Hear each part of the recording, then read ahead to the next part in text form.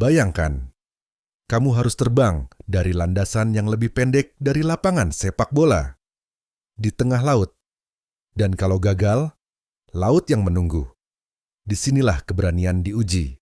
Satu isyarat, afterburner menyala, lalu ledakan tenaga mendorongmu keluar dari dek dalam 3 detik. Hanya 300 meter untuk mengubah nol. Jadi 250 km per jam. Tak ada ruang untuk ragu atau salah langkah.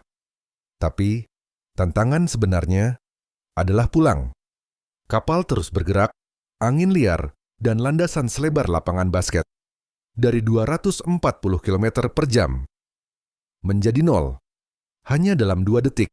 Satu kesalahan dan misi berakhir di dasar laut. Inilah seni kecepatan dan ketepatan. Dari laut ke langit.